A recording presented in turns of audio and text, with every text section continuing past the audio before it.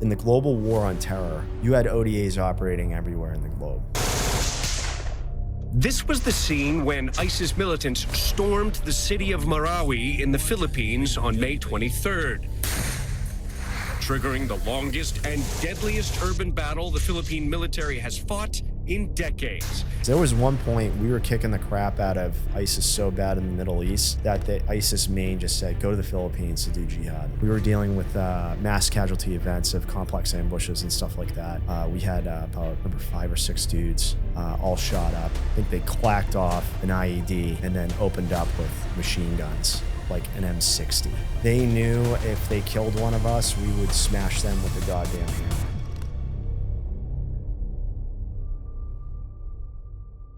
Cybersecurity. Well, there's 2 major threats with that. And as we go, the technology's trying to crack quantum computing. Mm-hmm. They're saying that, and my information might be dated, but the idea is that once quantum computing exists, encryption will cease to exist. Yeah. Because the infinite amount of computing power you can have with that. What is scary about what you said, though, is that having an artificial intelligence that basically is a machine, that speaks machine, that can quickly find and exploit vulnerabilities in networks and in systems is a very scary idea. Mm-hmm. I think probably one of the most scariest things that I think about, thing that I get that keeps me up at night is, we have 5G cellular technology right now. 6G has me scared. Wait, why 6G? So 6G, you're talking terahertz wave. So back in the day, when I started off in Special Forces, I was 18 Echo. Mm-hmm. So I was a communication sergeant. Mm-hmm. So you're in charge of all the radios on the team. And so you have a very good understanding of how antennas work. Mm-hmm. And so the lower the frequency, the larger the antenna. The higher the frequency, the smaller the antenna. So we're starting to get in terahertz wave where we have like throughputs that it's over 1,000 gigs type of stuff. Mm-hmm. So the antennas are really small. The cool thing is that if the antennas are the size, they're so small, they're nano antennas. And what they're assessing now with stuff like Alzheimer's and the studies that they're doing Alzheimer's is signal processing. Mm-hmm. They think that they can fix the signal processing inside the brain with these nano antennas with the advent of 6G. Kind of cool, right? Yeah.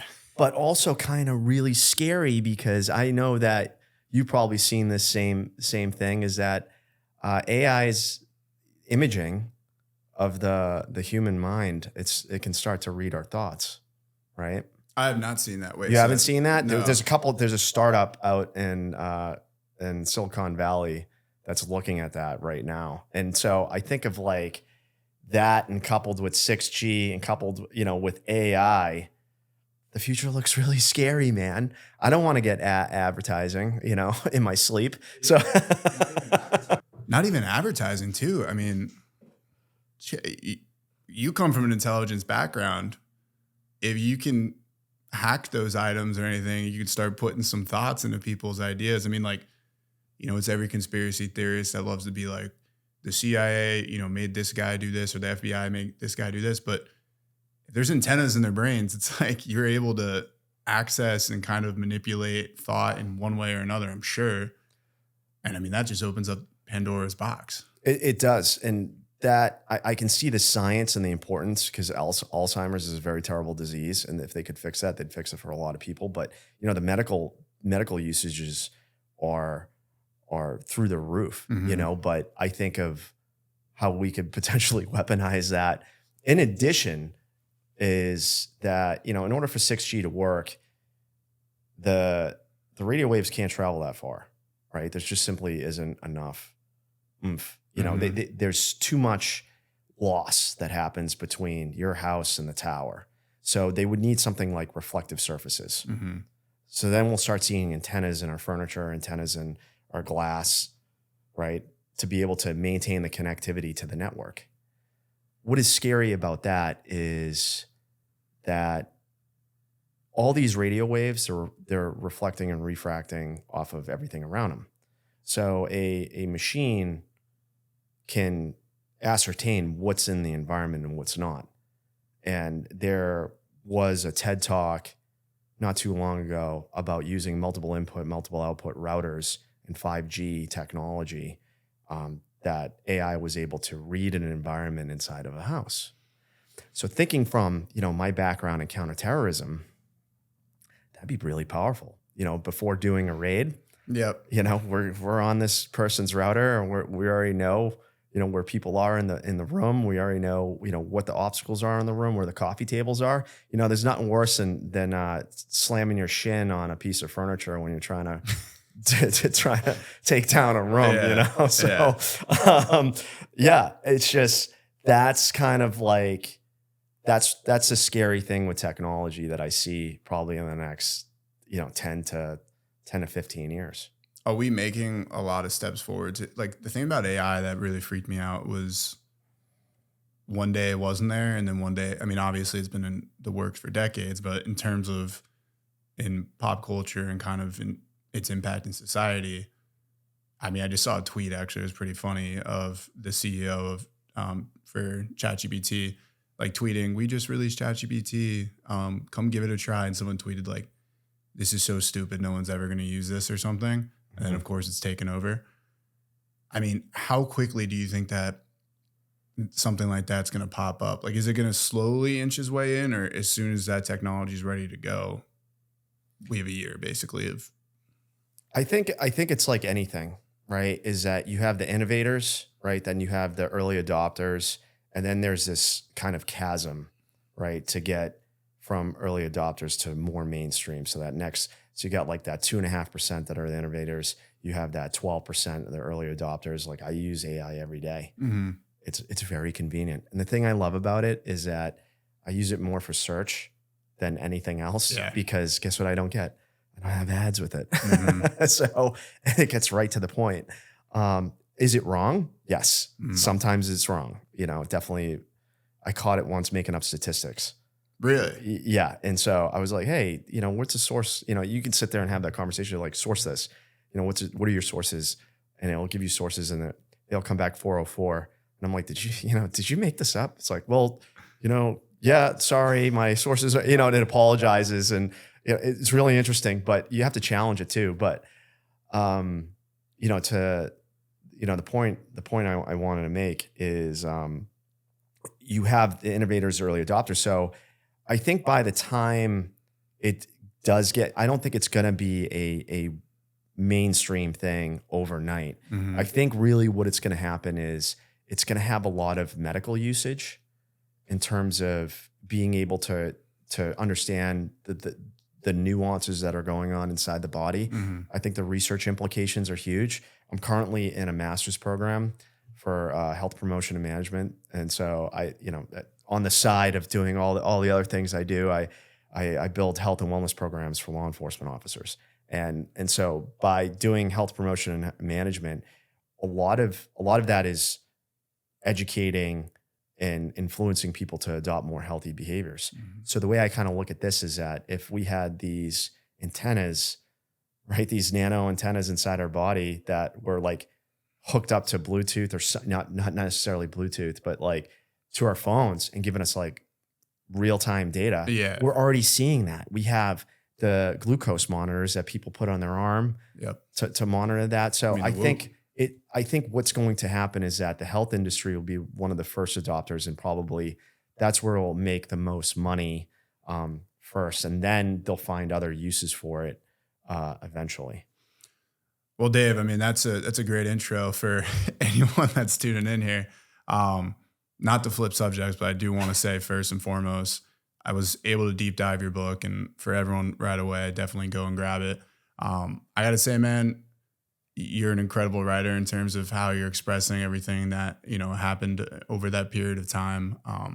The book is incredible. And, we were talking about this offline a little bit, understanding your mindset as well with, the background and groups you worked with. I can immediately see it in the book too. You have that level of emotion and intelligence in terms of the way that you're looking at the world, the way you're feeling about things, that is really second to none. So I wanted to shoot that off right at the back. I mean, like I said, it was an amazing read. I think I went through it in a matter of hours. I couldn't stop. Thank you. Yeah, that is I really appreciate the kind words. For me, writing it, I would say the first draft looked like an ops cable. Yeah. So an ops cable is something. Every time you go out, you meet that source, and you come back and you have to tell a story. Mm-hmm. But there's a very mechanical way of writing it. And so, for me to kind of really convey a lot of the emotion, writing about emotions was something that I got used to from doing my job, Mm-hmm. because when you're working with people, you're working with emotions, you're working with humans, you're working with thoughts, you're working with emotions, things that they say. And so, when I got into this job, when I sat down and wrote this book, I knew the story. The story was easy. I had it in me. Because when you're telling your own story, that's the easiest one. I'm working on a fiction book right now, and I feel like it's that much harder because I'm trying to create, manifest all these emotions, thoughts, and I'm like, well, what type of person is this, right? Mm-hmm. And creating the background that created this person. But I had a lot of fun, but it was mostly therapy for me. Mm-hmm. It was a lot of therapy, kind of writing about some of my deepest, ugliest internal dialogues. And the whole purpose of writing that book was because I've lost too many friends to suicide. Lost too many friends. I lost more friends, especially Green Beret friends, to suicide than to combat over the years. And, we're losing anywhere from 17 to 22 veterans a day. Not just even veterans, but active duty folks as well. And I think it was important that I told my story for what it is, especially not just not for people in the military, but for men. Mm-hmm. Men, I work with, as I stated earlier, I work with law enforcement. A bunch of people I work with have read it, and the reaction is, bro, me too. Yeah. Right. Yeah. So, and I think it's the things I talk about in the book, it's way more common. The internal dialogues, the negative feedback loop that we get stuck in, and the dumb decisions that we make along the way. Rebound, man. Yeah, rebound right into it. Yeah, and I just think of, like, as I say in the book, defiance is my strongest attribute. Mm-hmm. And when you think about defiance, one of the key emotions with that is anger, and anger is a hell of a drug, man. But it's a higher emotion than shame and guilt and fear. So it's a better place to be. But I would probably describe myself as pretty angry at the time, Mm-hmm. and but I think it is necessary to. The way I look at sort of the things that happen in the book is that I needed to go through that. The universe is kind of weird in a way, that it's going to teach you lessons to make you stronger and more resilient, as long as you're willing to accept those things. Mm-hmm. I think probably at, towards the end of the book, when I'm back from Iraq and we're in the middle of the pandemic, like day one of the pandemic, like I get home and I'm like, oh, great, I can't see my family or anything. And that bottle of Balvini's looking really good. But I think that the most resilient thing I said to myself was, I was like, whatever this is, we're going to get through this. And, I made a commitment to myself right there. And then, on the backside of all the crazy things that we're going to talk about today, that, I made that commitment to myself. And that's why I didn't have the same fate as some of my friends did. It truly is a beautiful story, man. And like you said, I think a lot of times some of these books may be directly addressed to veterans, people that, were in combat and kind of focused on there. But yeah, I mean, your story is something that every man at one point or another at some level goes through. And it was funny when I was reading it, I was like, yeah, I connect directly to this. Not all of it, obviously, but some of the more, I guess, personal aspects. Yeah, the relationship stuff. Yeah. Tale as old as time, man. Without a Tale doubt. as old as time. Like, just a dude chasing happiness. Yep. So And ignoring every red flag along the way. Yeah, ignoring all the red flags, and it's kind of funny. I look at myself now. I mean, we might as well just, dive into it, I think so, just for your audience sake, I was Special Forces, I was Green Beret. And in 2018, I shifted my career and went into the intelligence community and became a spy. I got accepted into this program, basically turns you into human intelligence officer or case officer. And, for me, it was, as crazy as this sounds, compared to my operational tempo and special forces, it seemed more stable. Yeah. Which is so crazy. Like, which is to give any indication of what was going on in my mind. The decision-making process in my mind was like, oh, I continue to do cool things for Uncle Sam, and, my patriotic duty to this country. And I still get to do cool things, but then I also get to do these other things like start a family, buy a house, and, kind of settle down, like build this second half of my life out, And I kind of was expecting, you get, when you're just in chaos all the time, you become attracted to it. Yeah. Yeah. You become attracted to it. And 2018, I was gone a lot in special forces. I was on ODA 1111, and we were always bouncing around in Southeast Asia, here, there, everywhere. Spent a lot of time in the Philippines, Thailand. Nepal was probably my favorite country I went to, just because, we were training their Mahabir Rangers over there.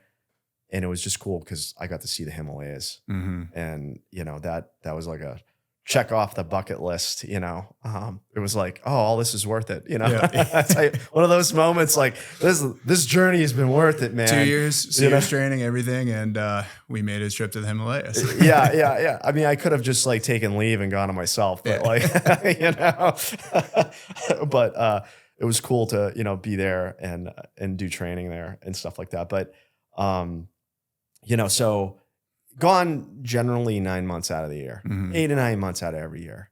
Even in a year where we had 6-month deployments, we're doing a month or two train up, then gone for 6. So you add up those months, they add up real quick. Your head to pillow time isn't very high. So the career transition, the way the whole spy job was pitched to me was, oh yeah, you'll be home for dinner. You just can't talk about work, and, you'll have a day job and then you have a night job, and, or sometimes they blend together, but you could be working in XYZ country and your family would be with you. And I'm like, oh, that's cool. Yeah. I love that. Right. And obviously that wasn't the case, so I was going to say too, the way that and we'll deep dive this later as well, but it's just hilarious that you're a part of, again, one of like the most secretive and impactful and complex units that the military can and any area can really offer. And I mean, you were kicking ass during all this while you were dealing with all this stuff too. I was thinking that the whole time. I was like, holy shit, I cannot imagine having to go through this stuff and then you're doing all the other. I want to see if there is someone should do a study. It's, do you hit a career high, and then where's the personal life? Yeah. Where's the personal life scale on that? Because, definitely hit a career high. I think what happened on that deployment and everything was exactly the reason why I signed up. I mean, you talk about the soft truths. So in special forces is humans are more important than hardware. We can't be mass produced. And it's about being the right guy with the right training, right place, right time. And there couldn't be more of a truer version of that than even just in my story. And so it's kind of crazy because I still don't even believe it now, and some of those operations were much easier than what I would have imagined them being. When you're working with the right people, the right mindset as a team, you can make some real shit happen. I think probably some of the hardest things I've done were in first group out in Asia, because you're not working in to clear theater of armed conflict. So you have to deal with Department of State, all these other CIA, right? All these other players that are in the field. And it's this kind of whole of government approach to what you're doing there, right? We're going in there, we're doing foreign internal defense, or security force assistance, working with the unit, building up their capacity to deal with whatever security threats are facing the country. And most of that was counterterrorism. You had all these different terrorist entities operating in Asia. Abu Sayyaf Group being one of the largest ones in the Philippines, probably with the most notoriety. You have A&B out of Bangladesh. And it was just kind of funny, but they all, when ISIS became a thing, every single one of them was raising their hand because they were doling out $2 million to become a waliya. So just wanted that money. Oh yeah. Oh yeah. I'll pledge allegiance. Sign me up. Yeah. Can I have $2 million, please? Type of thing. So, are they motivated by ideology? No, they're still motivated by money. But anyways, like getting out there into a declared theater of armed conflict, Operation Inherent Resolve, and having the authorities that I had, the unique authorities that I had to be able, and basically carte blanche to go produce intelligence to kill ISIS and Al Qaeda leadership is, the dream that I signed up for so many years ago, when I set out, on my humble Green Beret journey. We'll keep diving into that here soon, but I want to tell the story properly. So let's dive, right at the beginning. Let's go into your childhood and kind of family life and everything, where it all started. Sure. So I'm a blue collar kid from north of Boston. Father is a plastering contractor, and as soon as he could, he had me taping walls. Yeah, like I was like 5 years old, and I got the tape, and I'm doing the seams on the blue board, and I got a razor, and I'm slicing it, and and I remember that very fondly. So, but hard work has always been kind of in the family genes, and I grew up very hardworking family, and that was like kind of the mentality. But my grandfather was my role model, and he was in the Marine Corps in the 1930s. Ended up in the 1st Airborne Marine Group and was in the Philippines back in the day. And he got out. I don't know exactly when he did get out, but his rationale was that the United States wasn't looking like it was going to join World War II anytime soon. So he got out, went up to Canada, enlisted in the Canadian Royal Air Force, and then they made him an officer in the Royal Air Force. So he was a first lieutenant navigator in the Pathfinder Group. And the Pathfinder Group's job was to fly ahead of all the bombers, and then they would mark the targets in the cities, like heavy water facilities, ammunition factories, stuff like that. And he used to say, this is all stories I heard from my father, is he would, like, as soon as they had a mission, people were like throwing up because they knew a significant portion of them weren't coming back. And just you're trapped in this metal flying tin can in the sky getting shot at, and with artillery. It's very scary, and he was shot down in February of 44. He was the only guy that survived. He parachuted to safety, but he lost his boots. His boots? He lost his boots in February of 44. So he's running around evading capture for, I think, 2 weeks. And he eventually gets, with no boots on, and then he eventually gets rolled up by the Germans. And so they bring him to Stalag Luft 3. And he's in the infirmary. And it was one of the nights he was in the infirmary, the German doctors were debating on amputating his legs. And thank God they didn't, because he ended up becoming a marathon runner like well into his 60s. Really? Yeah. So he definitely made use of that. You want to talk about gratitude, old Papa Fielding there. Yeah. So but he ended up, so then one of the nights he was in the infirmary, the Great Escape happened. Could you detail what that is for those that may not know? So the Great Escape it happened at Stalag 3, and it was British and American, I think Canadian officers and enlisted, built a set of tunnels underneath the encampment so people could escape. And I want to say they got All of them were executed except for 3.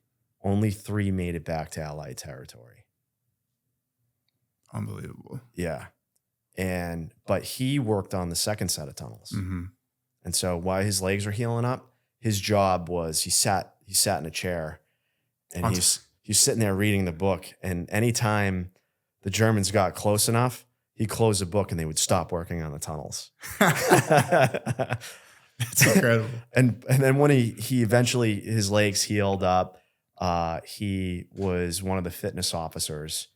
And so they would put the dirt in their boots, dirt in their pant legs, and they'd be running around the camp, dumping out the dirt out of their legs. Yeah. So he actually did help out with the Steve McQueen movie. So some of the things that you see in the movie The Great Escape, he was a consultant for it way back in the day. Yeah. Oh my God. Yeah. So big shoes to fill, right? For me growing up. And but I always saw, my, he was an avid hiker, fitness nut, boxed a lot. So for me growing up, he was a great role model. Mm-hmm. And I always, at a very young age, military was always something I wanted to do in my life, like because of him. Yeah, I was gonna say. So, fast forward, I was in Boy Scout, doing hard things, I think just kind of is more of a family mantra. Mm-hmm. My father, because of my grandfather, always pushed me. Well, he never really had to push me. I always pushed myself because of him, but like he dragged me along on on these hikes and, I got accustomed to liking doing dangerous shit at a young age. Mm-hmm. I remember I was about 8 years old and we did a hike up in the White Mountains and we went Mount Lafayette. And I did it in Tevas. It's roughly like a 9-mile hike. And it can be pretty steep terrain too. And we ended up getting caught in a mist storm at the top of the mountain. He's holding on to my like little Eastpak backpack, trying to keep me from blowing off the side. And I'm like, wow, this is awesome, right? Like, at 8 years old, I become an adrenaline junkie, because of it. And so, at an early age, I kind of sought out hard things, just like my grandfather. I got into Boy Scouts, had a lot of fun in Boy Scouts. We were always we'd always go on these adventure, high adventure things. And then, something would go wrong and then we would have to adjust for that. And then, sometimes it might be a near-death experience. Other times, it's usually the weather. Yeah. In the Northeast, in New England, without a doubt, in the White Mountains, the weather will kill you, hands down. Right. Yep. Mount Washington's known for world's worst weather. I think didn't it have the coldest. It was like the coldest day ever was recorded on there recently, or at least in the U.S. It was something outrageous. I believe it. Between the wind chill and everything else. Mm-hmm. They already got snow up there. Yeah. So we're middle of October and it's 90 degrees here in Dallas, folks. So not up there. So it was, doing fun stuff like that as a kid. And it kind of, I think for a lot of your audience, especially men, is we're all looking for tribe. Mm-hmm. We're all looking for tribe. And, that doing stuff in Boy Scouts as a kid was kind of like being in that tribe. Out in the middle of the woods with a bunch of other dudes, lighting stuff on fire, getting in trouble, doing stuff like that and just boys being boys. And there was, as an adult, there's an element to you that, you kind of yearn for that. Oh yeah. And, like kind of special forces being with 11 other highly trained dudes out doing America's work, is in far flung regions of the world, kind of is very reminiscent for that. So it kind of molded me and put me on this path, even though at the time I didn't know what special forces was, as a kid. But but then, September 11th happened and I was a sophomore in high school and boy, I was ready. Mm-hmm. I was ready. I was like, this is my time.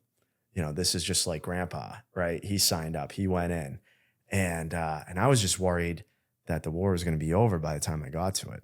And so at 18 years old, I was like, I'm going to get it was called a RIP contract back then, but it's what's known as RASP. So Ranger Assessment Selection Process, I think. And you can do it. It's like you go infantry, basic training, airborne school, and then you go to Ranger assessment selection process. So it's kind of similar to, it's called 11 X-ray, similar to 18 X-ray program, which we'll talk about later. But I'm like, this is it. I want to go kick indoors and kill terrorists, right? Make them pay for what they did. And so, but my parents were like, hey, we moved up to this this community, you get a better education. We didn't go to college. We'd like you to go to college. And I'm like, I don't want to go to college, right? And so through Boy Scout Camporee, I found out about Norwich University, which is this military school up in Vermont. And it's the oldest private military school in the country. Really? Yeah, it's actually the birthplace of ROTC. Really? Yeah. I did not know that. So they didn't have, ROTC didn't exist until Norwich was founded by Captain Alden Partridge. Okay. And I went up there, and I remember the first morning they woke us up with a howitzer and hell's bells, and they're screaming and yelling for kids to wake up. And I go, this is fucking awesome. I'm like, this is great. I'm like, is this how it is every day? They're like, yeah. And I'm like, I'm coming here for school. And let's just say I didn't apply anywhere else. Yep. But Norwich isn't known for its acceptance rate. It's more known for its attrition rate. Really? Very difficult to stay and graduate from that school. So, so it's very similarly minded. Not that it's designed to do that. It's just a tough school to be at. To live that dual life of getting up at 5 a.m., going to PT, doing cadet land stuff all day, and then getting a bachelor's degree on top of it is very demanding, and it teaches you a lot of executive skills really early on. But it also gives you a taste of what to expect in the military. Yeah. And but I got distracted along the way. I did get distracted along the way. I had some friends that worked in New York City, and I go out and visit, and, they're showing me the life that I could live. And they were kind of like, do you really want to go there? You could get blown up, this, that, and the other, trying to attract me to get me to go to New York City, and which, I guess you could say, like, I'm the type of person is that life is a buffet. I'll try everything. I'm a dabbler, and I was like, all right, maybe this won't hurt. All right, maybe they have a point. And I did get distracted. I did go there. I worked in advertising for about 2 years, digital advertising, did stuff for like Estee Lauder, helped launch the Sensuous line for Estee Lauder was probably the biggest thing I did. Purex laundry detergent was another very busy project for me. We had clients, Hanes, 9 West, whole different stuff. So here I am. I go from this like hyper masculine environment at Norwich to doing New York City, women's fashion clothes and perfumes. Yeah. So Facebook was becoming a thing at the time. And I was watching a lot of my buddies from Norwich graduate Ranger School. So IBOLIC is infantry officer basic course. And then they went to Ranger School. And then they go to take infantry platoons to go off to Afghanistan or Iraq. And I'm like, bro, we're doing women's shoes. What are you doing with your life? And the aha moment for me was, I was with some friends. We went down to Ground Zero. I think it was like around 2008 or 2009. I can't remember. And it was still 2 giant holes in the ground, huge holes in the ground. And it was just a chain link fence with a very crappy tarp trying to block you from viewing in there. And they're still pulling out debris. They're still, doing work. They still had the missing individual pictures. I remember because I was visiting, I grew up in New Jersey. I was visiting, they had who was missing on the right there. On the paper. Yeah. Still years later, very much alive, right? Other than watching it on TV, but then being there physically present.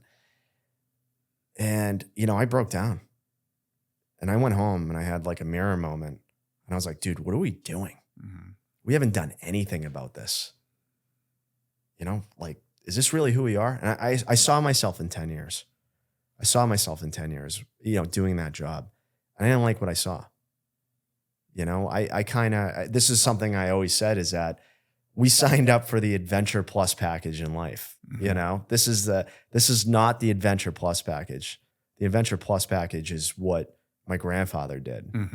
And I like doing hard things because it reveals character, and, working at a desk, it was like I lost my tribe. Mm-hmm. I wasn't around similarly minded men. I wasn't around, people. And yeah, I'm a total idealist, 100% to a fault, to a T. Don't care. Not going to change, but that's who I am. So I remember I read the book Chosen Soldier by Dick Couch, and I read Masters of Chaos by Linda Robinson. One of the Green Berets in Masters of Chaos by Linda Robinson ended up being my first team sergeant, Russ Bannister.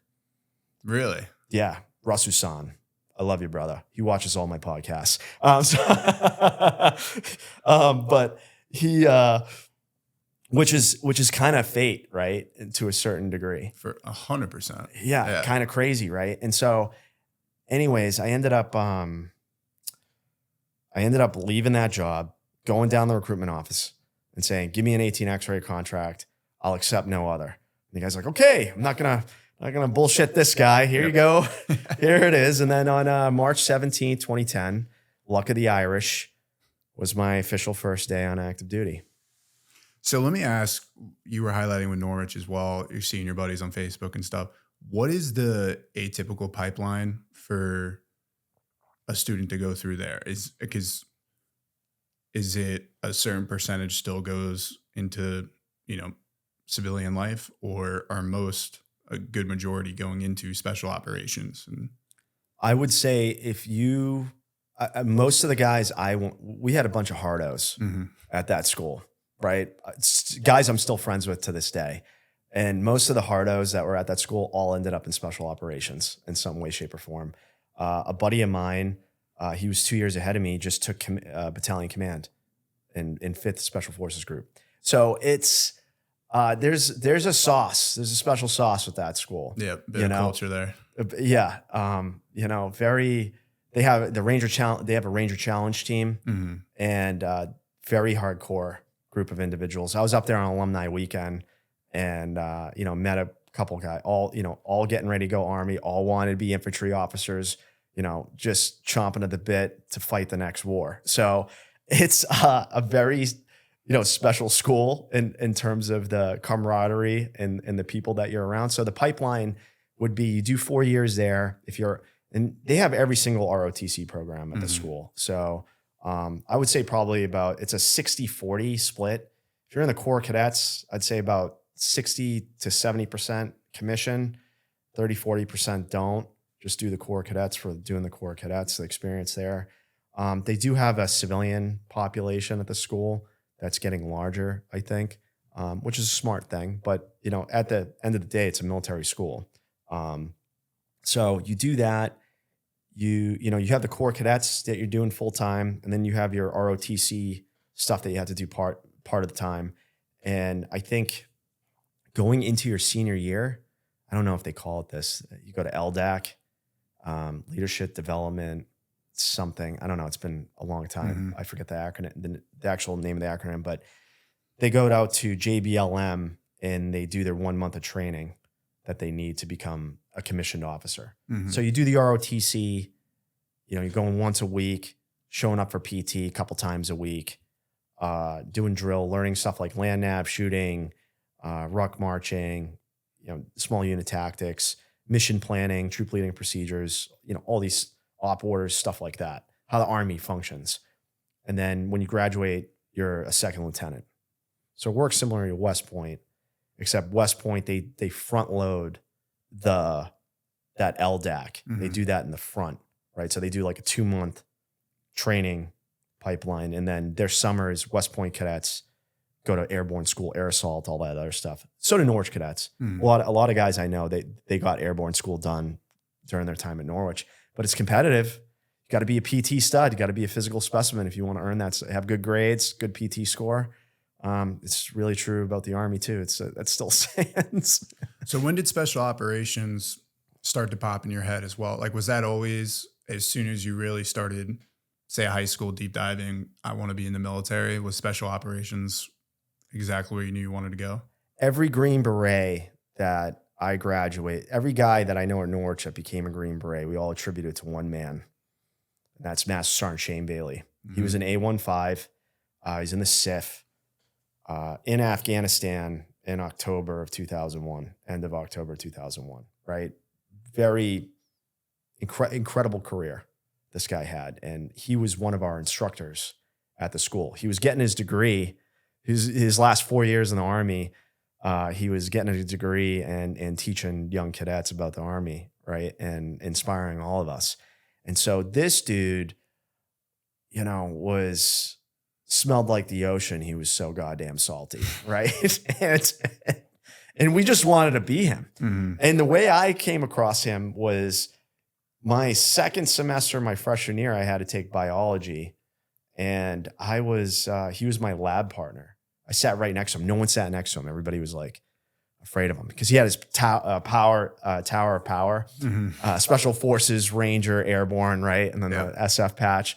And so me being, you know, a cherry 18, 19-year-old kid, I sit down next to him and I go, so Special Forces, pretty badass, huh? Right. And after that, we've been friends, since. And it was really funny. I knew he was special when he decided not to use the scalpel to dissect the frog. He pulls out a Gerber and you know, always walking around, you know, never catch a Green Beret without a Gerber or a Leatherman, you know, type of thing, right? So it's just one of those, you know, soft truths that don't get spoken about. But it was all of us wanted to be like him. And so I know a lot of the hardos that I went to school with, we all ended up becoming Green Berets, whether officer or enlisted. And I obviously went the enlisted route. Mm-hmm. So let's start deep diving into your career with the Green Berets. I guess let's go into the selection process, you know, where everything kind of kicked off. When did everything start essentially? Let's see. So you go through it I did the 18 X-ray program. So you go in, you do infantry basic training at Fort Benning. I think they changed the name of Fort Benning. I don't know. But so you go to Fort Benning, Georgia, you do infantry, and then you go to airborne school. And that's like three weeks long. Mm-hmm. Then you get on a bus, you ship up to Bragg, or Fort Liberty is now known. And you do special operations preparation course. It's 1 month. And a lot of it is like just physical training and land navigation, because you don't get a whole lot of land nav in infantry training. They do some of it, but like the STAR course is one of the most difficult land navigation courses in the military. You really got to know. You really got to know your stuff in order to pass it. So what would be some of the hurdles that you're jumping over with that makes it so difficult for average individual? I think if, you know, depending on what your experience in life is, like I remember in Boy Scouts, we did a fair amount of orienteering, right? So it's reading a military map, it's getting used to the terrain, but it's also, you have like a 45-pound ruck digging into your back the whole time. And, you know, so you can't really move super fast over the terrain. And a lot of it isn't prominent features, right? So you're looking at the map the maps that they give you, the topography, right? You're trying to do terrain association. You're trying to see, you know, some of the roads that are on the map aren't really that well defined. Mm-hmm. You know, like, was that, you know, you're always second guessing yourself, and you're going at night with no flashlight. So you're out of your comfort zone, man. Yeah. If you're afraid of the dark, Special Forces ain't for you, you know? So, or if you're afraid of getting wet, I remember this is just an old habit, but anytime I come up to two trees that are 5 feet, that are approximately 5 feet apart or less, I don't walk between them, because I've walked through so many goddamn spider webs, like doing land nav course. Eventually you don't care, you know, you just walk through and you peel the web off your head. I remember I had a spider that was sitting on my LBV or Flick, you know, the vest we wear. Yeah. And I just like grabbed it, threw it like a ninja star. You know, eventually you're so tired, you don't even care. You can do dead reckoning. You know, you shoot an azimuth and you're just looking in the compass the whole time and remembering your pace count. And, you know, you're doing it while you're tired too. Yep. So it's, they want to see how you perform.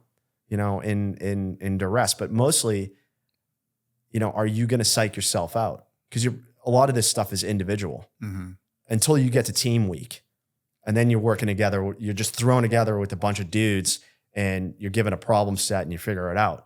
For me, I was at an advantage because we did a lot of that in Boy Scouts and stuff like that. So it wasn't anything I haven't, seen or been exposed to before. But obviously it was a way more painful version of that. Like Down Pilot. Down Pilot's probably one of the most infamous selection events. And, you have to move a pilot with all this heavy equipment and you got to walk with them for a long period of time. And if you're a short guy like me, guess where the weight goes? Yeah. So let me ask then too, we talked about your time in New York. You took a 2-year, step back from kind of the high level intensity of, military training essentially. Did you feel physically and mentally like adequately prepared for jumping into all this?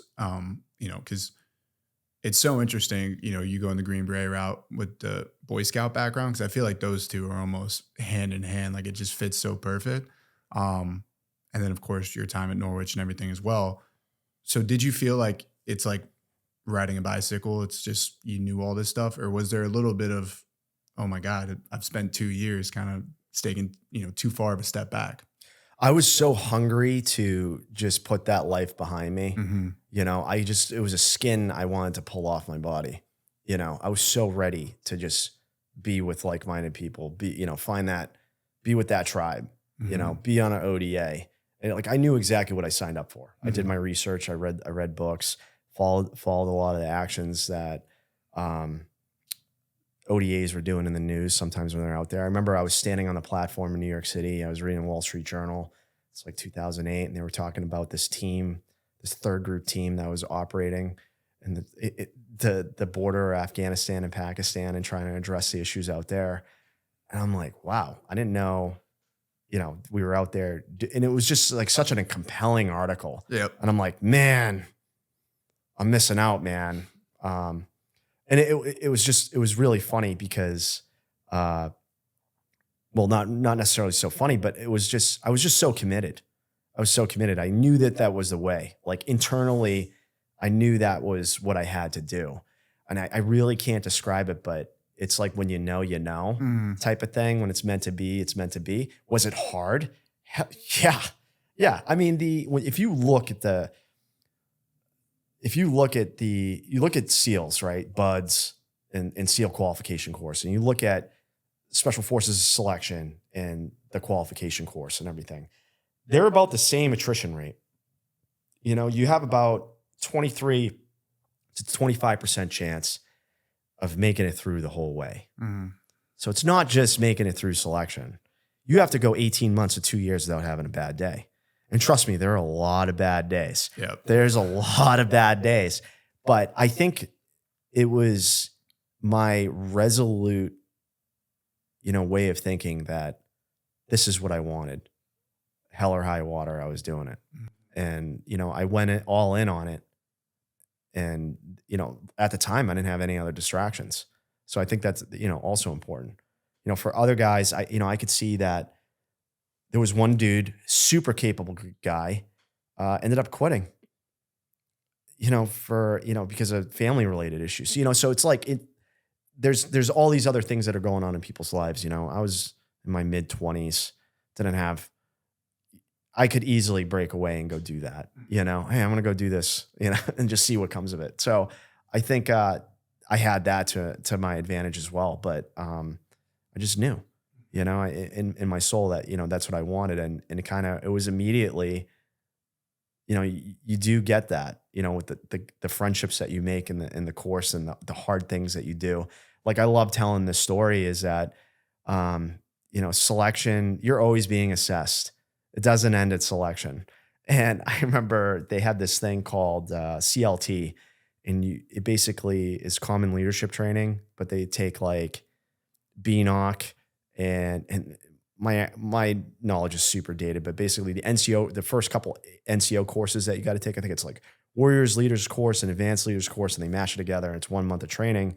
And you do that before small unit tactics, which is probably one of the most arduous phases of the qualification course, and which ends up getting a lot of X-rays because of the tactical expertise that you have to show, leadership potential and tactical expertise you have to demonstrate during that phase of training. But this CLT training was to prepare you for that. So it was like more like selection part 2. And one of my favorite people there, the first sergeant, was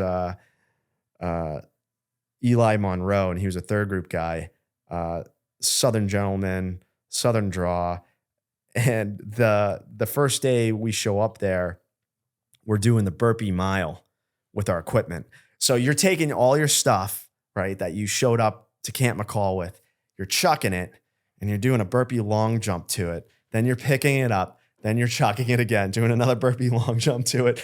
And really, it's just, you just got to stick it out and not quit. Yeah. That's a lot of it, right? And I think of like, there was, they form us up and we're all tired and our stuff is trashed.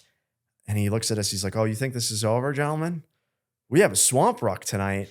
And at this point, we have a bunch of active duty guys with us now. Guys that are out there in the regular Army came in, some Ranger bat kids, stuff like that. And, you know, the Ranger bat kids know what's up, but the regular Army dudes are like, "Oh, they can't do that to us." And out of the X-rays, they're like, "Oh, they can and they will. They can and they will, my friend. Trust me." And so I go back, you know, we're in these little trailers out back, and you know, it's all assholes and elbows in there, right? Or on top of each other. And I set up my rucksack that night. I make it watertight. You know, I could stuff everything in a wet weather bag, get it at like, you know, 50 pounds. So I'm not going to have any trouble with them weighing my ruck. And no shit, midnight rolls around. Eli Monroe kicks in the back door of the trailer. "This is fucking happening. This is fucking happening." And he's like kicking guys' bunks, waking people up. And I just start laughing because of how terrible the situation is. And you just see that the look of despair on the people that were unprepared was priceless. And, you know, we went out, we did a swamp ruck that night. But before they did that, they had this like kind of baptism ceremony that they did. They'd put your ruck on the scale to weight it. And then they were like, "Get in." And you had to jump in the shitty pond they had out back. And then they throw your ruck to you, and then that would get wet. And so now you go from like a 50 pound ruck to a 60 pound ruck immediately. Right. And I'll just say this, we lost a lot of dudes that night, you know, but, you know, between guys getting hurt and, you know, just dudes quitting, thinking that they can't do this to us. But hey, this is special forces, baby. You know, you don't know. You sign up to do hard shit, and this is part of the process. And I think probably my mindset that set me apart from a lot of guys is, in any of these courses I did, even when I went the spy route and, you know, went to all the spy schools, is that you have guys and gals, right? They're like, "Oh, tell me, you know, on day 3, what happened?" And they want to be prepared for everything. Now, just have the goddamn self-confidence that knowing that you're tough enough to be there and that you're tough enough to get through it without needing to know, right? Just be prepared for, if you're prepared for anything, and you're always prepared, then you don't really need to be stressing about what's coming next, because you're just going to take it as it comes. And that was like my mentality. I didn't stress about like, all right, on day 4 of this training iteration, what happened, you know? And there's people out there that need to do that. But I think war, to prepare your mind for combat, to prepare your mind to do espionage and all these other things, is that, and this is how I always was, just take it as it comes, man. Mm-hmm. And then just know that you have it within yourself to react to that. And that's what they want. That's what they're recruiting and selecting for, you know, because you're not going to be prepared for every scenario. You can sit there. Special Forces mission planning is very detailed, right? And we come up with several courses of action, and it's a team effort. You have the team leader, warrant, the team sergeant, you know, every guy on the team has a role in planning the operation or coming up with courses of action to do for the mission, right? And so, and 90% of the time, you know, just like Mike Tyson says, everyone has a plan until you get punched in the face. And there's no true word spoken for a Special Forces A team, but at least you have a couple contingencies built in there, you know? So it's always about having contingencies, but nothing ever goes according to plan or the way you plan it to a T, you know? And you have to have that flexibility. You have to have that mental flexibility, because being rigid is going to set you up for failure. Without a doubt. I mean, I feel like as well, I remember when we'd have to do like conditioning for school, which obviously isn't at the same level, but you know, there were some shitty days. It was like when they told us what we were doing, it just made it so much worse, because you're just thinking about it, versus it's like when you walk right out in the field, this is what we're doing, and you just get right into it. It's like you didn't even have to mentally prepare yourself for it, because you're just going off your, I guess, natural mentality, versus if you're thinking all night, like, man, we're gonna have to go do like a midnight, you know, ruck all the way through all this swamp, and I'm gonna have to jump in the water and just be wet and fucking unhappy and all that. It's like, yeah, obviously you're gonna go in the next day and be like, this sucks. But if you just kind of go in blind to it and say, let's fucking do this, whatever it is, it's like, I feel like that's the way to approach it, you know? Yeah, it's a very, very sagely advice. I mean, well said, man. I think like people get so wrapped up in their own anxiety about things, you know, and they end up self-selecting themselves, right? You know, just trust in the process. And I think a lot of the training that you do in the military, the way I kind of look at it, it's designed to suck. Yeah. It's designed to challenge you. You know, that's the expectation. It's designed to challenge you. So you have to look at it. I kind of look at things as like a growth mindset. You know, so like fast forward years later, we're at spy school. I remember when I got back, I had people asking me, they're like, all right, well, you know, they do room invasions, you know, in the middle of the night, they'll just like kick in your door and be like, you know, you're in this pretend country, right? And they kick in your door and they're like, we're so-and-so, you know, basically we're the FBI of this country. Yeah. And you're doing hood rat, you know, you're doing not hood rat shit, but you know, more professional language than my bro way of looking at things. But like geopolitical hood rat shit. Yeah, geopolitical hood rat shit. They're like, hey, where were you this day, right? And they're challenging your cover, but meanwhile, like they're literally tossing your room. They're hurricaning your room.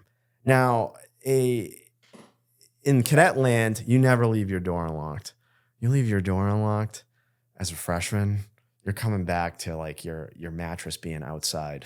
And yeah, that's happened before, you know? So, but knowing, you know, they came in and they tossed my room to try to get a rise out of me, but it's about staying calm, cool, collective, sticking to your cover, right? And just, you know, I'm staying in a hotel. It's not my problem, you know? 100%. It's like, as long as I get all my stuff back, I'm good. I'm checking out of here for the maid. And let them think that I had a crazy party, you know? But you know, but it was like people, they were like, all right, well, what day and when this happened, you know, that's cheating the system, right? It's you know, part of you being caught off guard is because there's lessons learned from that, you know? So it's like I said, just always be prepared for the worst case scenario and you'll never be surprised. Without a doubt.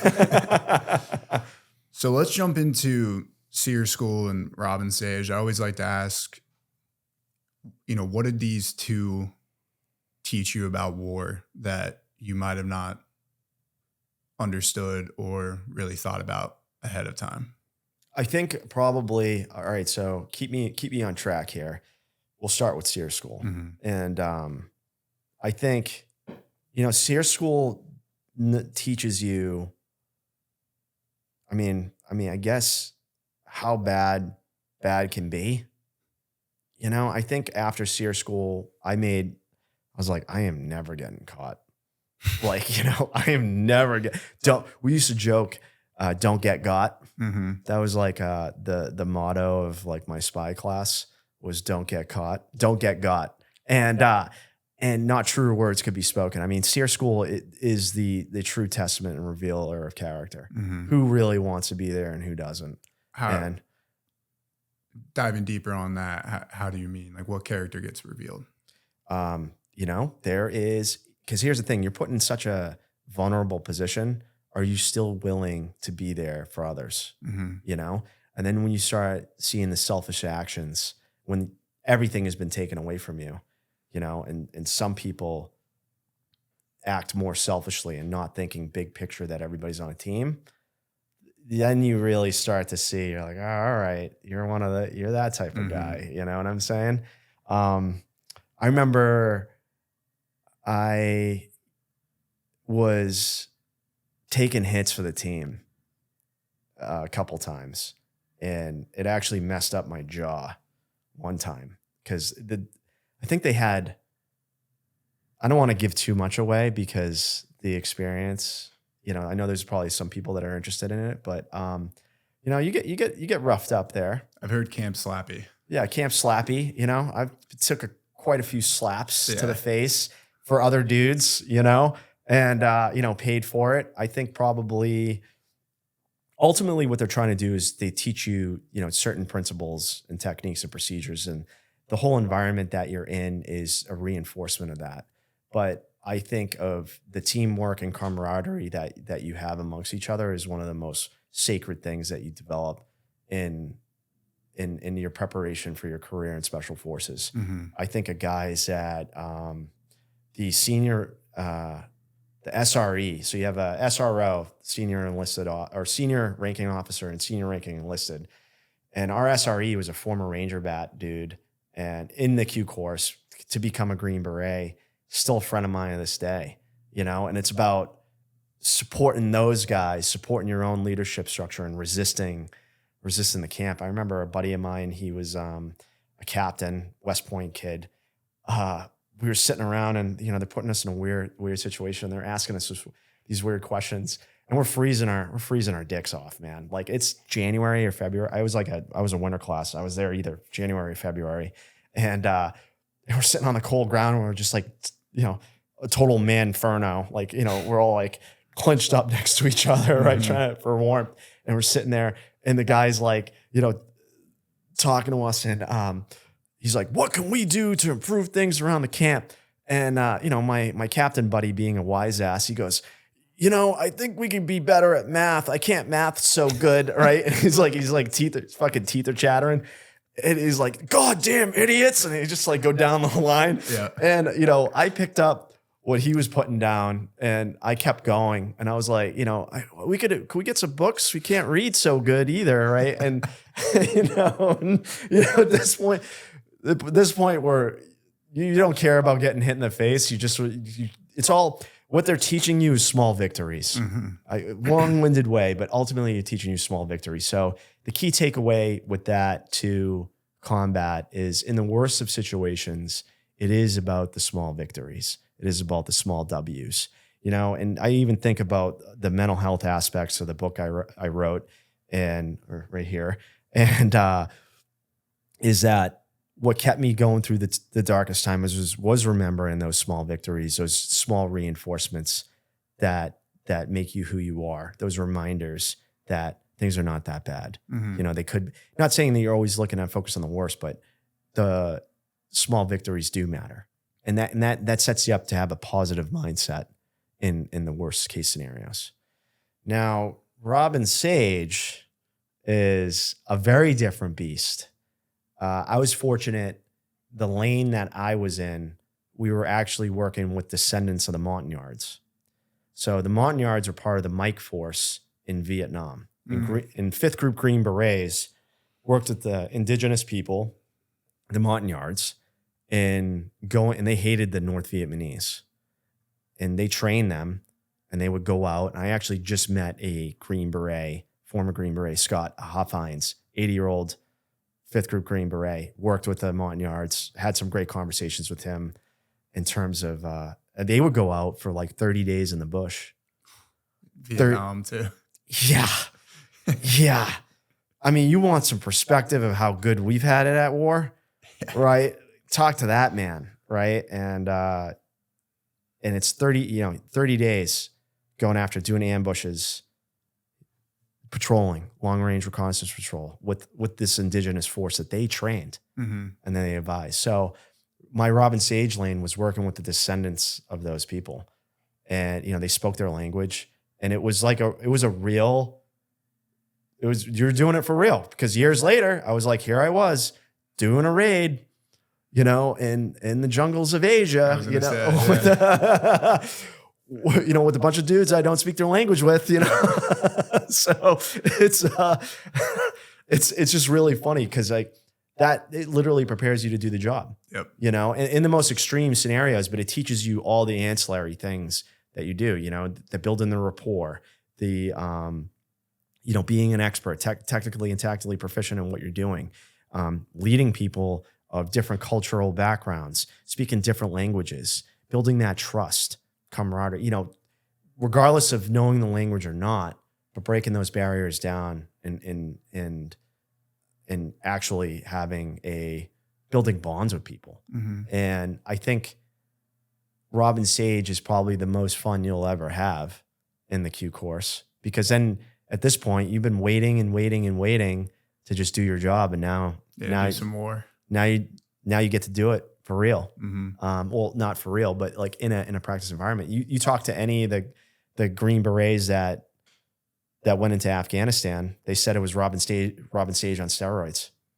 And, a lot of what I've done, the Green Berets that came before me, I think like in the Philippines, especially when I did OEFP, here we are, we're out, 120 man commando raid force going out after terrorist camps, HVIs, Marwan, Basid Usman, Sawajan, Sahiran. These are all, ancient names in the war on terror, but like specific to the Philippines, like the things that you learn, in the Q course is the same thing. Technically be technically and tactically proficient, MDMP, military decision-making process, special forces planning, just do your training, man. And you'll come out on top. I think you'll find yourself in situations where you'll be putting it all together. I think what makes us a little more, what makes us very unique is that there's all these different ways of, because like there's all these different ways of making mission. And the beautiful thing about being a Green Beret is kind of like you're a Swiss Army knife. They can send you in there with I'll quote, I love this man, Sergeant Major Chuck Ritter, right? I had the fortunate experience of being at the senior leaders course, and he was like the NCOIC of somewhere in SWIC, and they had him be our guest speaker. He's a multiple Purple Heart recipient. I think he's a third group guy, and just full of great friggin' stories, man. And he described being on an ODA like this, right? So you have Joint Special Operations Command. You've had guys on here that have been in, tiered units, and et cetera, right? Very sexy, right? A lot of money, a lot of focus, very important mission. But being on an ODA, a Special Forces ODA, according to Sergeant Major Chuck Ritter, is like, they're on the yacht and, it's beautiful, it moves fast. Dudes are tanning, they got babes. An ODA is like being on a pirate ship, man. And you're with the pirates. We haven't fucking eaten in days. Johnny's got scurvy again, so it's like, right? You're on the pirate ship and it's dirty, but you're getting it done. Yep. You're getting it done, man. And you're figuring it out. And that's the thing, the beauty I love about Special Forces that's unique and compared to every other unit in the military is that we'll send us into a place with a problem. A couple months we'll have solutions. Mm-hmm. We'll figure it out. And the thing is about being a master of the basics, simply a master of the basics. Everyone's a shooter first, then you have your job second, right? And everybody supports one another to make the mission happen. I think of like some of the hardest things I did was when I was at 18 Fox on the ODA. We were looking at this ISIS target in southern Philippines, Toke Boy, and he was a facilitator, moving men, weapon, and equipment up through Indonesia into the back door, General Santos City, up into the SPMS box, and supporting all these, what would be the Mate brother the Mate group, who was a black flag ideology jihadi group in the Philippines. Kind of convinced elements of Abu Sayyaf group of pledging to ISIS. They were just as dangerous as the Abu Sayyaf guys, right? And Green Berets, we've been hunting these guys for years, and to having some success, routing them out of their camps, or many of us have attempted to go do the Marwan raid, and so I myself and a lot of guys I know have done the exact same thing. We've all give it a good old college try, but so looking at like Tokeboy was, he was his facilitator, and I'm thinking, this is some Green Beret out of the box thinking. It's like, hey, we're going there to train them. Why don't we train with the unit that's targeting this guy? He's on our targeting deck. He's a bad dude. Mm-hmm. Let's be a good Green Berets and figure it out. And so we ended up, I ended up, doing all this intel work, right? To, as 18 Fox on the team, your job is, you're the intelligence sergeant of the team. So in the assistant operations. So intelligence drives operations. And basically we're like, hey, if we work with this unit, when we go on this trip, we can build a whole program around taking down this target. And that's exactly what we did. Mm-hmm. And so that's some like sort of outside the box thinking that Green Berets do. That whole project probably cost maybe $1 million, right? Mm-hmm. Maybe $1 million, like, of government, but mostly it was in air getting us down there, getting us, getting us down there and ammo and our equipment and everything else and stuff like that. So it's like, I think of like, in terms of dollar, if you're going to dollar cost average results, special forces is the way to go. Mm-hmm. And that's what kind of I saw was like, sort of the dollars and cents behind it. And I think, but also making the most of your time, right? I mean, you can go anywhere and, train people, whether they do with it, but like, this was not necessarily a new concept. It was just say, hey, why don't we just make the most out of our time? Yeah. Let's operationalize this, Mm-hmm. And so I think that was probably, at that point I was a senior guy on a team. That was probably even in Iraq, that was the hardest thing I did because of all the coordination, the delicate dancing. It wasn't like we were in CENTCOM in a declared theater of armed conflict where anything goes, Mm-hmm. Not necessarily anything goes, but you're like, here's all the targets, kill capture, right? Yeah. Kill capture, there it's, in Asia, you have other partners, you got to work with that. You have legal constraints and you have to work within, it's not like we can just like, jump in a Hilux and drive up the road and, raid this guy's place. No, it's not like that, Mm-hmm. So let me ask with that then too, because we'll get there, to your time working over in East Asia and kind of deep dive all of that. But from a general idea, what do you think are some of the key dynamics that someone might not think about when you guys are operating in country, trying to essentially place yourselves within the culture, within the people? I think the average first group experience is that you're going to be sleeping in an open air barracks and you got to have your mosquito netting. You're going to be sweating your balls off. And your number one threat is dengue and malaria, Mm-hmm. and maybe probably traveler sickness. Mm-hmm. Again, I've gotten food poisoning multiple times over there. Sure. Let me tell you that. But you got to eat the food. I think probably there isn't so much, when you have more experience, you just kind of know where the places to go, you get a feel for the land. There isn't necessarily, I don't think it really just depends on the type of mission that you're doing. A lot of the stuff that we're doing over there is FID, so foreign internal defense. So we go in, we're living with the host nation. We're training them every day. But also we have the weekends. You can plan your mission however you want. That's the beauty of the A team. So a lot of the times we were like planning, we give ourselves the weekends off and we go explore places.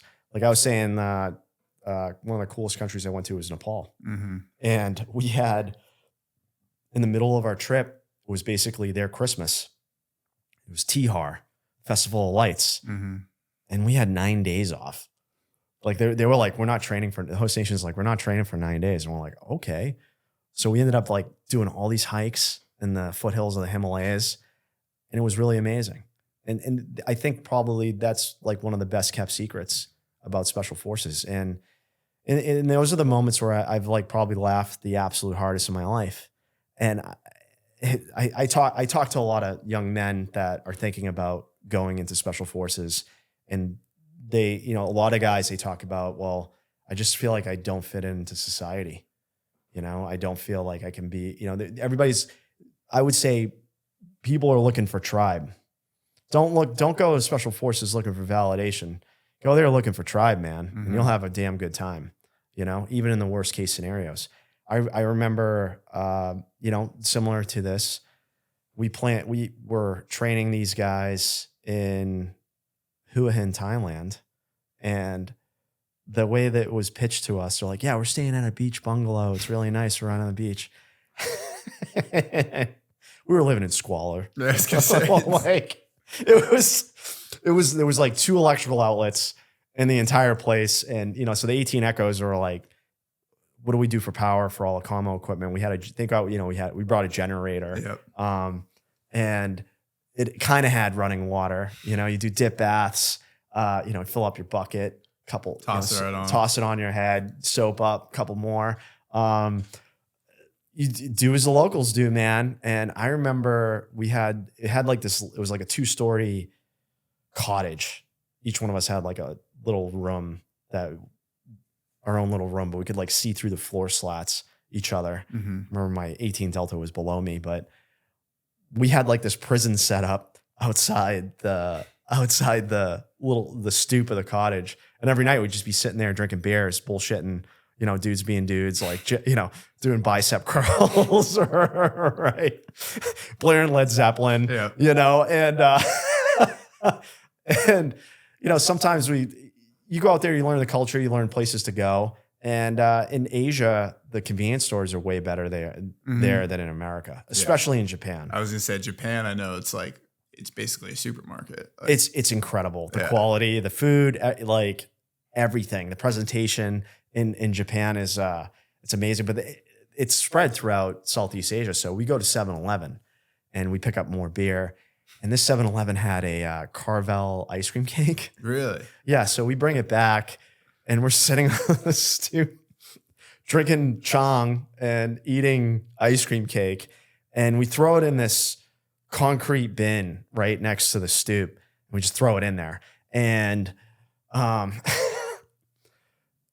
and all of God's creation picks at it in the middle of the night. You know, there's ants, you know, no, you can't bring food in anywhere you sleep. Yeah. And that's probably true anywhere in the world. If you're on an ODA operating, you know, far-flung areas of Africa, Middle East, Asia, South America, you're not going to bring food into where you sleep because guess what? The bugs are coming too. And anything else that wants to eat it's going to want something to eat. bigger too. Yeah, maybe something bigger. Yeah. And not that I've had experience with that, but I mean, a couple close calls, you know, crocodile and, you know, the Outback. But like, anyways, we, our team sergeant at the time, who will remain nameless, good dude, but it was his like last hurrah. And he was going out and partying with the host nation, right? Mm-hmm. And you go out and you do karaoke, drink beers and stuff like that. And the next morning we're waking up, we're getting in the vans, we're going to the training site. And he's like barking orders at us, blah, blah, blah. And I knew it was like to cover up the fact that he was like extremely hungover. And my 18 Delta, Rusty Resky, as was lovingly known as, they did not have a great relationship. And for whatever reason, he just instantly got under the team sergeant's skin with anything he said. And so team sergeant, his face is covered in frosting. And so, Rusty Rescue's like, hey, did you eat trash cake? Did you eat trash cake last night? And we just all started hysterically laughing at one. It's just one of those moments of like, randomness that happens in, in the middle of these like routine deployments that you're doing that, make you laugh as hard as you possibly can.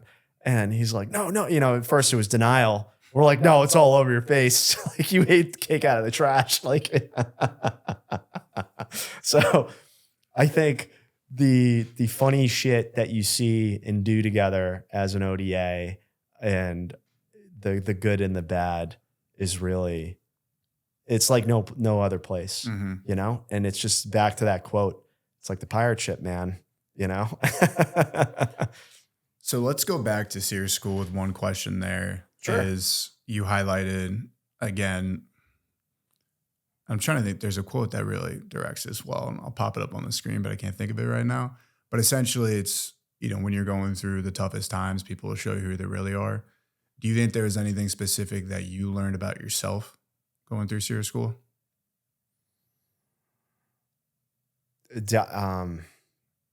You're taking me back. I'm trying to think.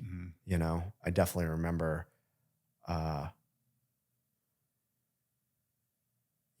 just shut your mouth, man. Don't need to. Sometimes it's better just to not say anything and let the body language do the talking. I think that's probably the quickest lesson learned. Yeah, I took from that. I'm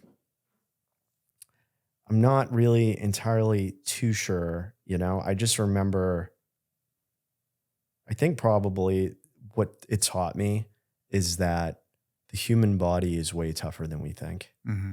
We're way tougher than what we think and what the body can endure, and in terms of me being, cold, wet, and tired for long periods, cold, wet, tired, and hungry for long periods of time, and still be able to, kind of somewhat, function. I think, for me, and I'm not going to spoil this, but when they have a way of ending it in a very special way that will tug at the heartstrings. And I think really it's like the moment for me, it was the solidifying moment of, this is why I'm doing this, and I think it really solidifies your love of country and absolute hate of communism and enemies of our nation. It's just because of the dynamics of Camp Slappy, has a little bit of a Eastern European twist on it. At least it did when I was there. But it really does. Like you put yourself through that because of your love for the country. You're willing to endure these things, and have this training because, you might experience it. You might be having the worst day of days, and I think if anything, it just solidified my commitment. I think is probably the one thing I really learned about myself, is that it really did solidify my commitment.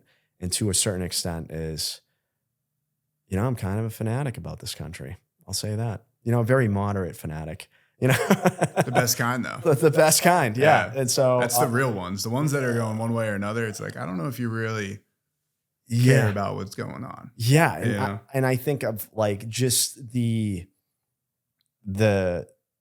fervor that I had for enemies of our country. I think I really seeing how bad it can get.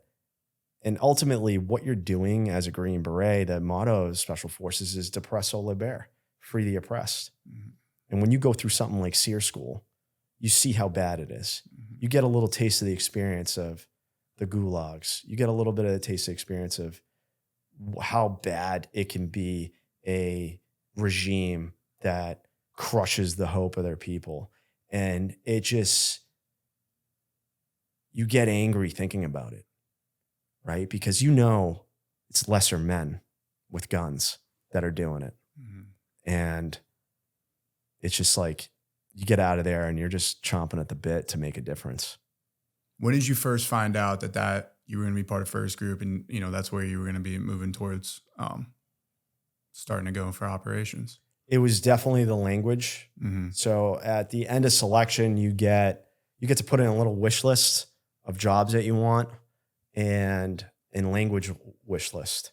I took Chinese in college. I actually studied abroad at China during college. I went to Shanghai for an immersion program, which was sick. Yep. It was a lot of fun. Mm-hmm. It was for me at the time, it was a little taste of normal college, True. So Yeah. I'm in this hyper masculine, getting up at 5 a.m. every day. And then I'm around normal college kids, they're out partying all night and stuff, Was there a large American population there, or was it a mix of just everyting? It was a mix. Really? There was a lot of Europeans. Mm-hmm.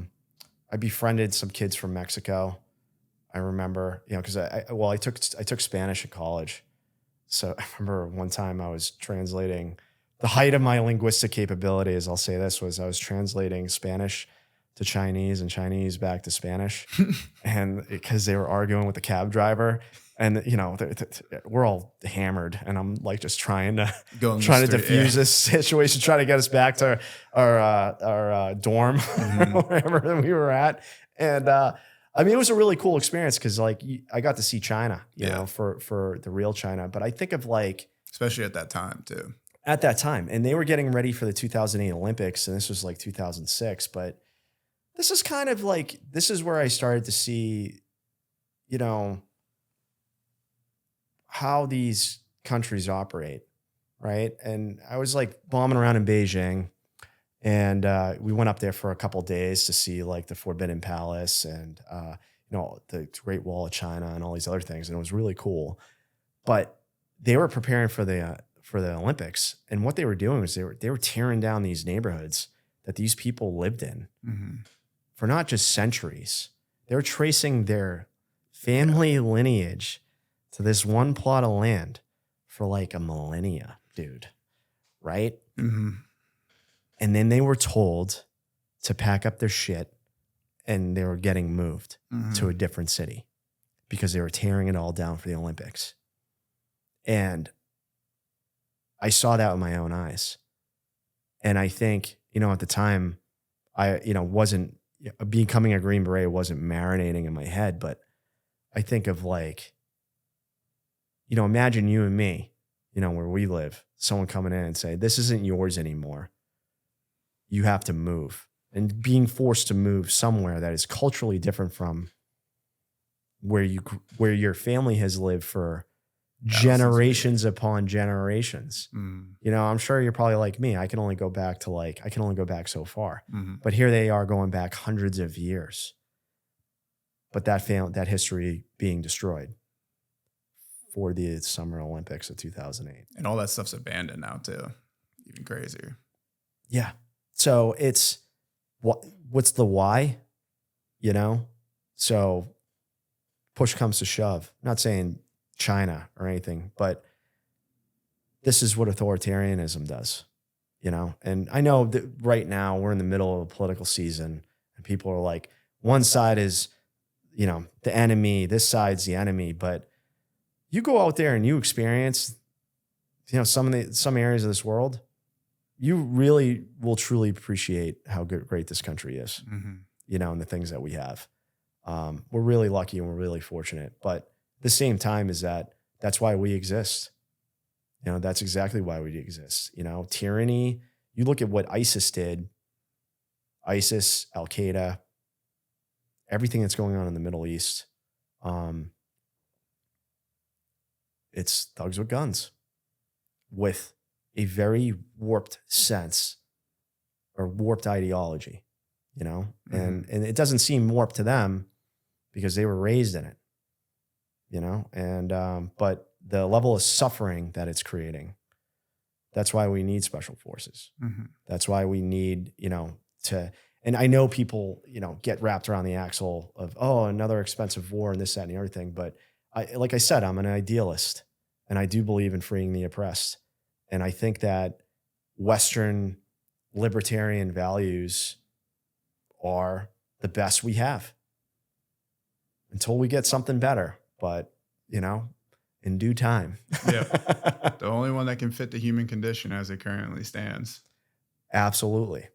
And we all talk about ease of suffering in the human condition. It's, tyranny only adds to that, in the most extreme cases, taking everything from you. So that is a form of tyranny that I saw. So was it your experience in the region that ended up having you move to its first team, or was it experience with your language? I'm sorry, I never answered your question. No, you're right. You gotta keep me on topic. I can talk all day. So I appreciate that. So you put in the wish list, and so I wrote down. I'm like, give me Chinese. I did it in college. I think I was like Indonesian. I put down Asian languages because I figured, all right, I should be okay with that. I've had Chinese. Yeah.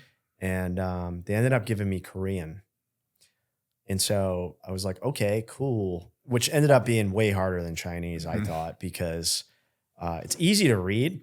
Korean's easy to learn, in terms of like its phonetics. But for me, it was just such a hard, always every year as a Green Beret, you got to go test your language. You do an OPI and you have a phone conversation.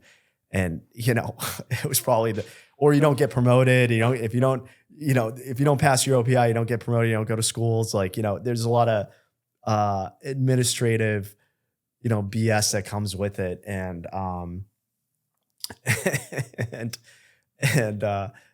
it was always a point of stress for me because of just how difficult it was. But yeah. I knew I was going to be first group because of what they gave me for a language. That was the only place I could go. So yeah, I think I put down first, fifth, and third as like my wish list for groups to go and stuff like that. But yeah, I don't know if they still do that at the course, but I assume they do.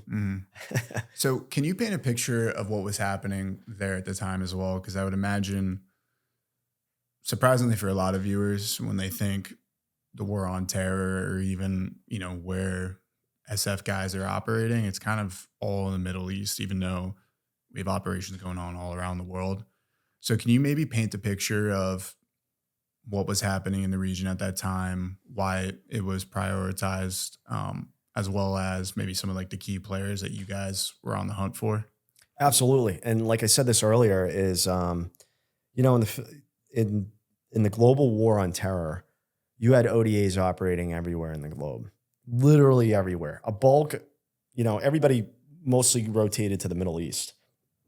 Every group shared a part of that. Some groups more proactive than others, but for a lot of people, like I've known, like I remember I was at the 18 Fox course, I knew 7th group guys that never even been to South America, only been to Afghanistan. They're like, I go to Afghanistan every year, bro. Like, so they're like, I just want to go to South America once, right? So at the time, that's how busy we were. And so in Asia, you had all these terror networks operating. You had Jamia Islamiyah. JI was responsible, I believe, for the Bali bombings in 2002. And that was a large focus of, all right, hey, we need to be doing counterterrorism operations out in Asia, building partnerships with governments. And so a lot of what the FID mission, Foreign Internal Defense mission, was nested under curbtailing Al Qaeda influence, Islamic Jihad ideology and extremism in a lot of these countries. You had, like I said, there was Ansalar, I forget the actual name, but AMB, it was in Bangladesh. And the Holy Bakery attack, I remember, happened when I was in first group at 1st Battalion. So there's stuff that's happened, terrorist attacks that happen all over Asia. Are we responding to them directly? No. At the time, sometimes, yeah, we're put on standby, ready to go because of if there's American citizens involved. I think of, but like there's a whole machinations, a whole lot of behind the scenes stuff that happens, when an incident like that happens with American citizens that beyond the scope of what we're talking about today. But I think of like we had teams all over the place, people in Bangladesh Thailand, consistent presence in all these countries, Malaysia, Philippines especially, on and off in Cambodia, Korea. We have a long-standing relationship working with the South Korean military. Continued foreign internal defense, security force assistance, advising and assisting them on training and stuff like that. Taking stuff from the battlefield in the Middle East and training them on what we're seeing, tactics, techniques, and procedures. Because the terrorists are doing the same thing. And you had people that were doing things in the Middle East, and they're bringing those TTPs to the Philippines, for instance. There was one point we were kicking the crap out of ISIS so bad in the Middle East that the ISIS main just said, go to the Philippines to do jihad. And we were seeing, foreign fighter flow shift and greater presence coming into the Philippines. And then that kind of culminated into the Battle of Marawi in 2017. It went on for about 6 months. And there was about 250,000 people displaced. That particular city, now the Philippines is like 95% or maybe somewhere between 95 and 99% Roman Catholic. Some insane number like that. And 5 to 1% is Muslim. I think it's probably more 5% of the population is Muslim, maybe more than that. And predominantly they live in Mindanao, the southern part of the country. And Marawi is a stone throw away from a lot of where these terrorist groups have historically operated from. And so what we saw was Insalon Haplon, a guy that I have targeted a few years back, before this happened in 2017, 3 years before that, targeting this guy when I was there on OEFP, doing the counterterrorism liaison coordination element was my job and title. I was basically the ops guy. But he raised his hand, and his band, his division of Abu Sayyaf joined the Mate group, pledged allegiance to ISIS. And there was a couple other guys that were also facilitating it. Like I mentioned, Toke Boy in General Santos City area, stuff like that. So, is the fight there as kinetic as it is in the Middle East from what we see? No. Is it a low intensity conflict where you might have a couple gunfights here and there every few months, or maybe you're doing 2-3 operations a month? Yeah, more like that. A lot of what the Filipinos are good at, I would say, from what I saw working with them, was human intelligence, right? They had pretty good. It's one of the cheapest, oldest forms of intelligence that we got. The Arabs are especially good at it. We have all sorts of whiz bang gadgets. The entirety of NSA does signals intelligence. We have geo intelligence services like National Geospatial Agency. So a lot of taxpayer money goes into funding these very expensive technical means, right? Whereas our partners, they don't have that, but we support them. We can support them with a lot of this stuff. So before I go on, did I answer your question?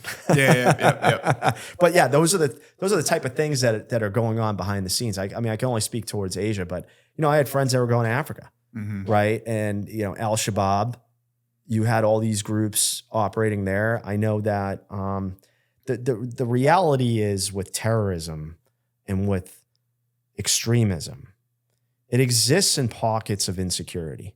So wherever we have insecurity, we don't have a security apparatus. We don't have a respectful rule of law, right? A social construct that is worth protecting.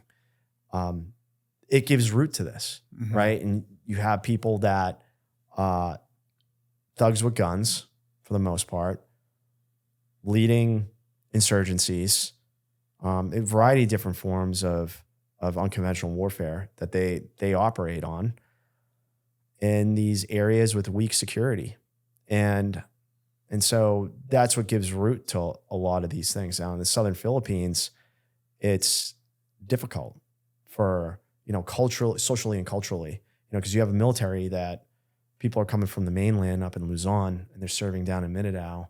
Now that, you know, there's this disconnect. And a lot of and now you're kind of taking me back because it's been a long time since I've really thought about any of this stuff. So excuse me if I'm not super well articulated on it, but the biggest thing, we talk about centers of gravity. And, you know, what makes Green Berets special is, you know, when we look at center of gravity analysis, we check out what are the most important parts that these people rely on, right? What does the enemy rely on? Well, do they have, the sentiment of the population in support of them, or are they not? Or is the population living in fear, you know, of reprisals from them? You know, so there's all this delicate understanding of really what's going on, you know. So specifically in the Philippines, you have the Moral Islamic Liberation Front, and then you had the Moral Nationalist Liberation Front. So the MNLF predates the MILF, MILF. We used to have these stupid shirts that said MILF Hunter on it. Goodbye, I'm at Camp Navarro. So anyways, you know, but they, you know, eventually what ends up happening is that these breakaway groups, you know, they fight for independence, they fight for autonomy, they want more representation and seat at the table, and then the government eventually, you know, gives way of that. And then what keeps happening is that segments within their own population keep breaking away. I'm probably not the most articulate about it, but very, you know, looking at the Philippines as kind of it served as, from an unconventional warfare perspective, there's a lot of lessons learned from that. You know, tons of lessons learned. They always talk about, I remember that when I was growing up in special forces, they talk about what a success it is. And I'm like, you know, the war is still going on here. This is a consistent thing. But I think with American attitudes, when we think about conflict and we think about war, we think about World War II and things having a finite end to them. The thing with terrorism is that there isn't a finite end to it. There's always going to be people that you're going to have these pockets of insecurity. You're going to have this lack of education. You're going to have these social economic problems that are going to exasperate people's issues that they have with the people in charge. And it's going to continue to be ongoing. So there's a lot more dynamics to it than just that. And so is there a solution for it? No. You know, if we're going to invest, you know, it's greater security, better economic opportunities, et cetera. It's real. I mean, at a 10,000 foot level, you know, it's real easy to say that. But when you get down on the boots on the ground, you see exactly the ground truth of what it is. Now you see, you know, how complicated it is in the limitations that the forces have. But it's taking all those things in consideration, doing a multi-pronged, multi-governmental effort approach and addressing that. And you see that in CENTCOM. You see that in the Philippines. But is it, like I said, is it a 100% solution? No. And what people want is, we want it over. We want like a VE day. Like that isn't happening.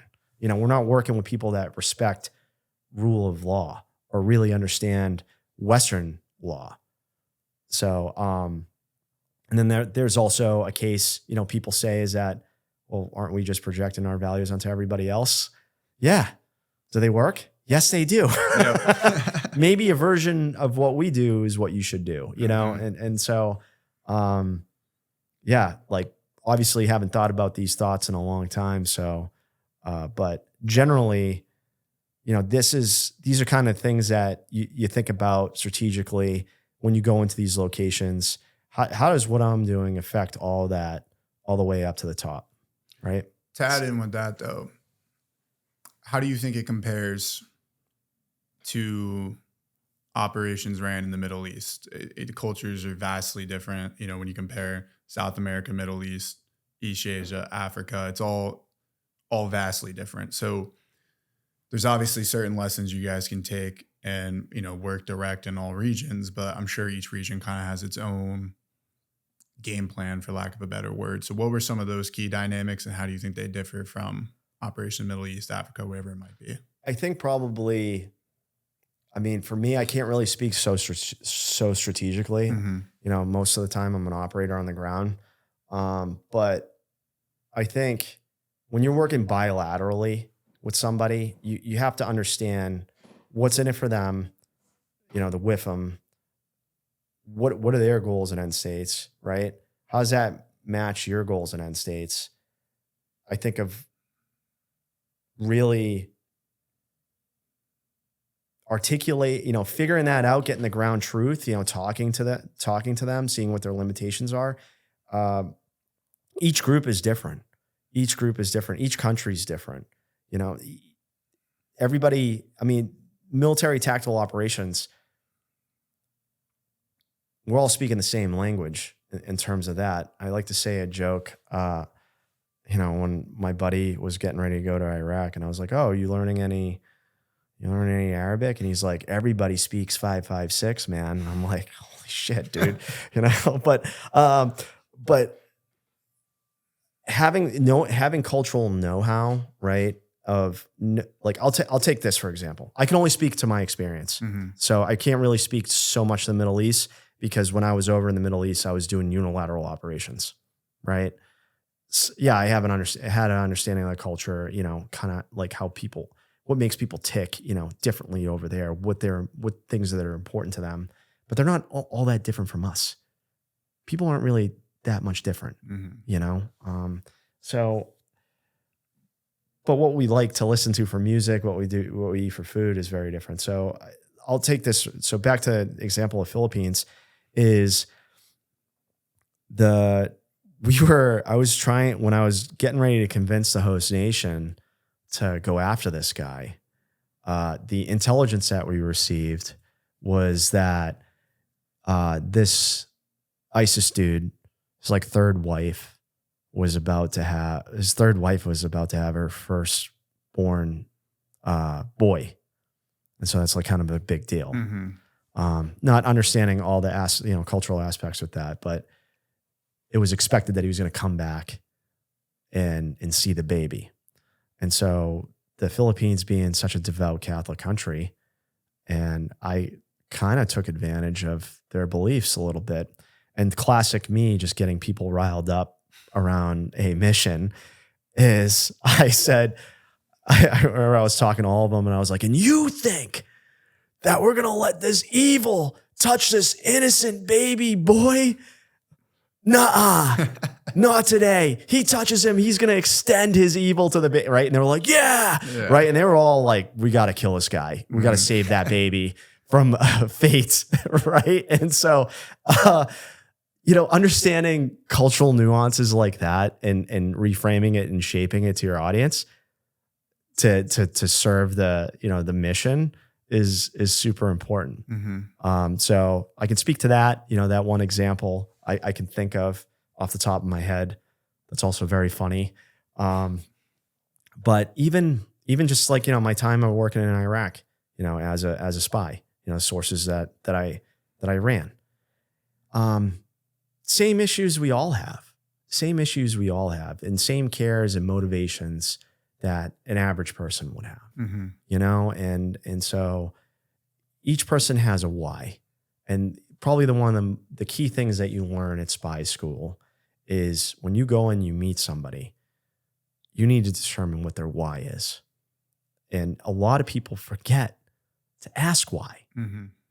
You go through all this tradecraft, you do a surveillance detection route, you remember all the bona fides, you bring the money, you know, you're looking over your shoulder for several hours.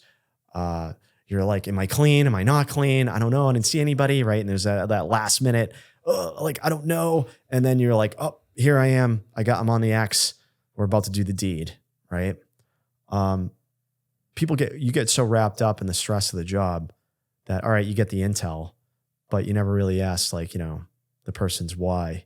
And so, but that's what makes people tick. You know, why did I write the book? You know, I gave that out, first line of us talking tonight. Everybody has a why. And a lot of what I've seen is it's usually tied to family, right? Personal reasons. Some cases it's ego. You know, I've had people that wanted to do this thing because it was ego. They hated their boss, right? There's all these things that are exploitable, right? And I don't really like using exploit because it has such a, I have such a genuine approach with people when it comes down to this, because I'm more of like the mind of let's self-actualize. But before I can keep going on this part, but I think I answered your question in terms of, you know, sort of cultural differences and applying it. Like, I think it's, you know, in the Middle East, you know, other than that one deployment I have there, you know, mostly doing unilateral operations. You know, I have friends that are 5th Group, and, you know, they've worked with all these different special forces units all over the Middle East and have way better perspective than I do, you know, but being there on the ground and seeing, you know, what the mostly people care about, you know, just no one likes ISIS, man. Yeah. No one likes ISIS, and they sure as shit don't like the Iranians. They don't like the Iranian regime either. That was the general consensus of, you know, the people I interacted with. And I think they're smart people. They see what's happening, and they know that when any of these governments, they're coming in, trampling around in their backyard, they know it comes with strings attached that they're not too comfortable with, because they're looking at their own country and they see what happens. And they see that these people don't have the liberties and freedoms that they have, you know? So I think we're all not that much different out there, regardless of where we come from. So do you think that's a key characteristic as a Green Beret? Really, no matter where you are in the world, at the end of the day, people are people. And so just being able to create that connection is first and foremost what gets the job done. Absolutely. You will learn in Robin Sage that it's rapport, building rapport. The thing, what makes Green Berets good at being spies is that rapid rapport development. You know, that's a key aspect of the job of being a human intelligence officer, is being able to establish rapport with somebody, maintain that level of rapport. And I think probably it's best, you know, when you're asking somebody to do something, right, that might seem uncomfortable, you're leaning onto that level of rapport that you have with them. You know, with rapport, you're developing trust, that cultural understanding.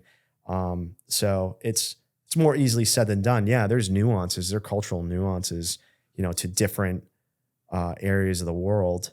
You know, for the Philippines, I'll go back to the Philippines, is that men in the Philippines have a higher level of bravado just because of the Spanish influence that had in that country, right? So there's more bravado amongst the men than there would be in other parts of Southeast Asia, which would probably be akin to someone working in 7th Group going to South America, working with their host nation unit, you know, special forces units down there. So, yeah, like, but that's a key aspect. But even for you, like you said, I mean, with the stuff that you have going on in the business world, rapport is everything, man. Rapport is everything. You just can't go in and, you know, sit down and be like, all right, let's cut a deal. It's like, no, man, who the fuck are you? Yep. You know, I got to learn to trust you first. And so there's usually what you know, Green Berets do is we'll participate in a lot of cultural events that happen. I know during Robin Sage, they had a bunch of cultural events that we would, you know, take part in to, you know, build rapport with the guerrilla force and, you know, the people that you're working with. And the same applies to anywhere in the world. Like, you know, breaking bread with somebody, you know, eating their food. You know, one of the greatest insults in the world is not eating someone's food, you know, or breaking bread with somebody, you know. I know we live in a time where people are super concerned about their health and they don't want to eat certain things, but it's, you know, it's a rapport killer. Yeah. You know? So, I mean, you apply that to dating. You go out with somebody, you know, you're going out for pizza and then you're eating a salad. You're like, you go to a nice steakhouse and they just order something like a hamburger and you're like, yeah, exactly. Right. And so there's a lot of those human principles that transcend cultural barriers. You know, it might be different. I know like a rite of passage for us was we'd always be eating weird shit, you know. There's this thing, this delicacy in Southeast Asia. In the Philippines, it's called balut, but it's like, you know, the chick is actually developed inside. So you eat it and you're getting a little bit of beak, a little bit of feather with it. You're trying to crush weight in the gym. Yeah. You need a good protein fix. You go down to 7-Eleven and any corner store in the PI, they'll have balut sitting there like our hot dogs are. Am I actively seeking that these days? No. Yeah, probably not. But I do love Thai food. Mm-hmm. You know, Thai food is great. You know, Filipino food is really great too. But yeah, these are just basic. I mean, there's no real science to it. Just it's very human. It transcends the language barrier. Mm-hmm. You know, I remember we'd always have these like giant bamboo like they set out all these banana leaves and they'd put rice in the middle and then like some sort of chicken adobo or some fish and some vegetables and you eat with your hands. And it was called a boodle fight. And so you're on one side, I'm on the other, and we're trying to eat as much as we can. We're trying to out eat each other. And you just get your face is absolutely stuffed. Yeah. You're just stuffed with rice, stuffed with meat. And but that's part of the process, you know. That's the way they welcome you, you know. And so those built-in rapport mechanisms, you know, not built in, but you know, try to plan for those. Yep. You know, to do a little research, understand those things. But these are things that you learn when you spend time in someone else's culture. Mm-hmm. So let me ask you, highlighted this earlier, these terror groups, of course, are especially, you know, where you mentioned where ISIS comes into $250 million of cash, they're passing it all around. How are characteristics or the way that these insurgent groups are operating? How is that carrying over region to region? And I guess in like some of the combat experiences and stuff that you guys were seeing in the Philippines, like what was the way they would approach it that maybe was the same or different? I think what is scary is what we started to see. This even translates to the battlefield in Ukraine too, right? And the usage of drones. Really?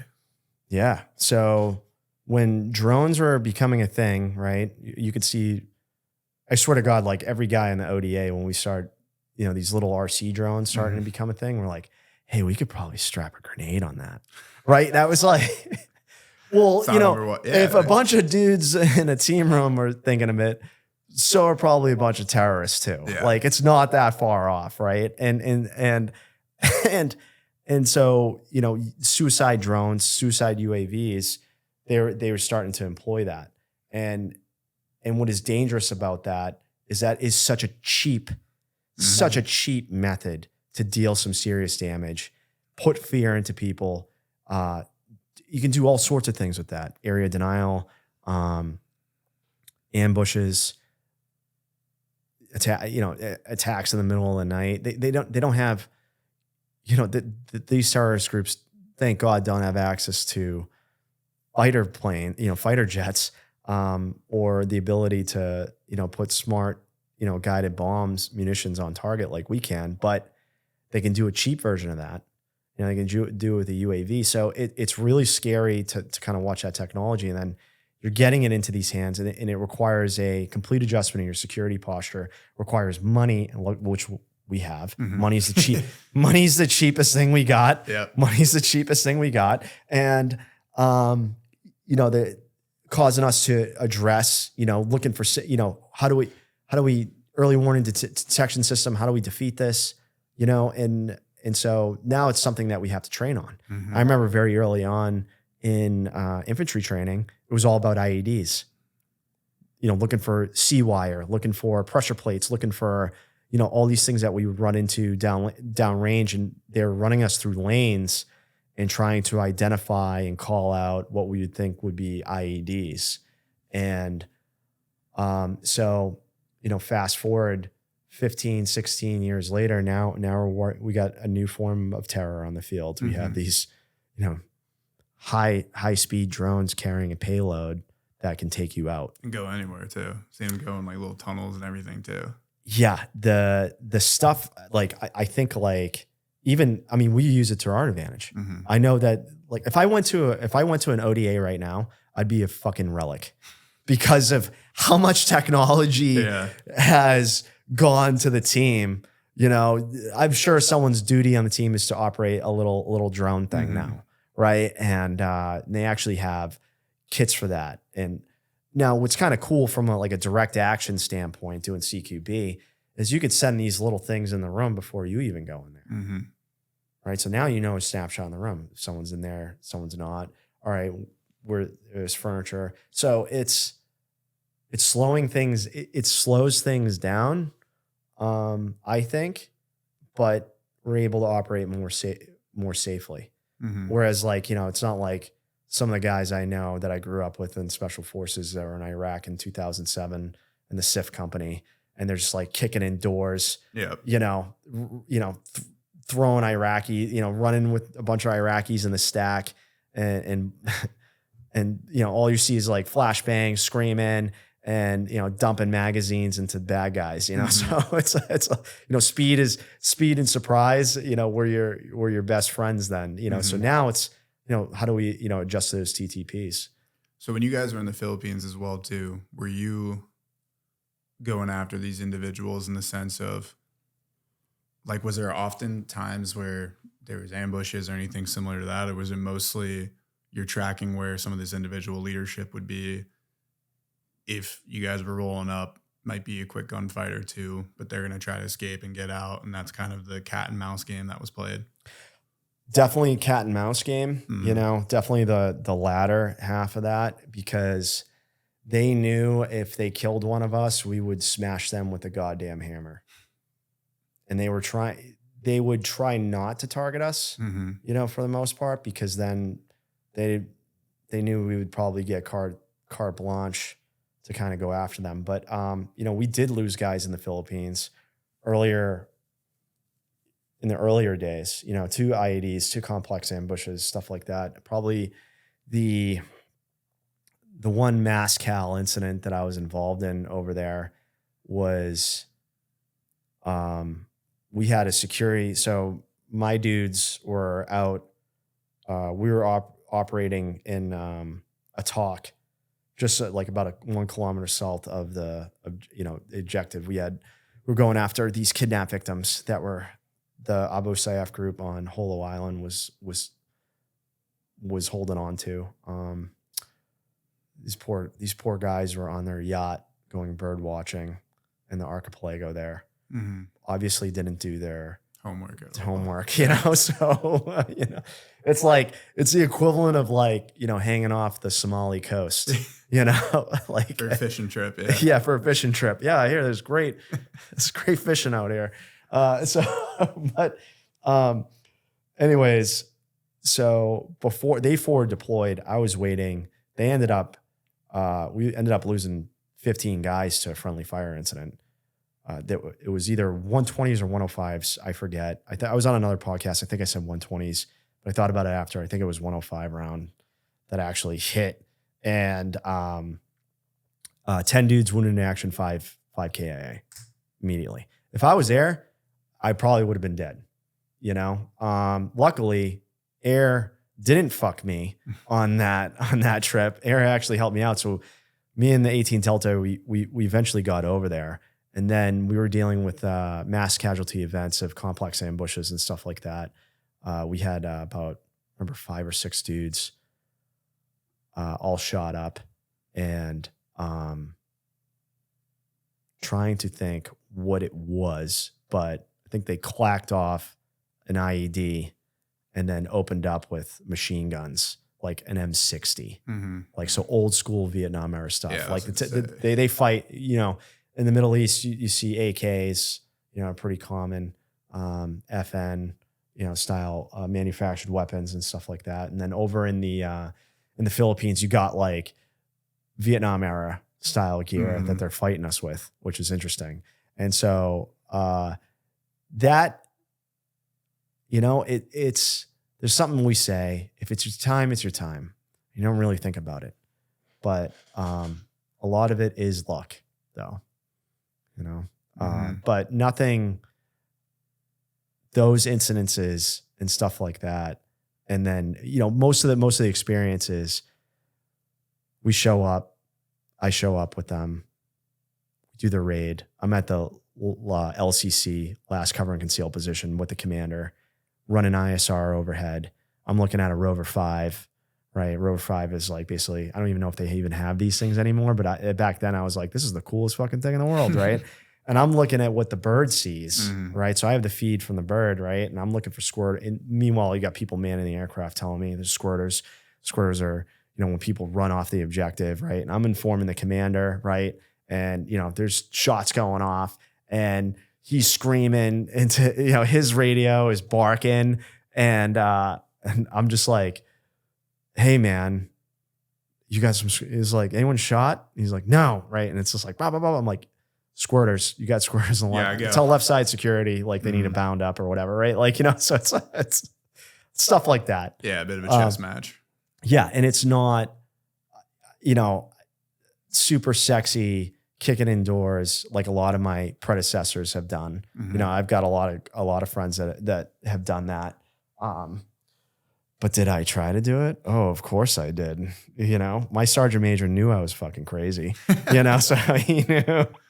I remember he said, I was trying to do one last raid, and it was on Faruji and Dama and Basilan. And I don't know if they captured him yet or if he still wanted, they got him and killed him. I think they may have. I have no idea. But I remember I was like, oh, one more, we're going to get it, right? And I was just like trying my best to get my gun on. Just like, give me a reason. Like as soon as I hear that wisp, I'm like, oh, it's coming for me. Like that means I can engage, right? And he's like, fielding. He's like, no.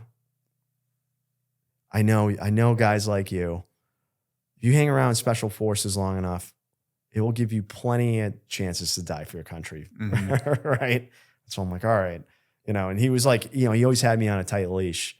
Like, are you at the LCC? I'm like, yes, Sergeant Major. He's like, better fucking stay there, right? So it's just funny shit, 100%. And he's watching the ISR feed too, right? So he's looking at me and he's like, and I got a strobe on, so they can identify the Americans, right? And he's like, okay. The finger itching a little bit. You're like, yeah, exactly. But yeah, there's plenty of action to go around. There's plenty of action to go around. There's different ways of getting your fingers into things. I would say probably I got that and more in Iraq, in my time in Iraq, in terms of running towards danger. Yeah.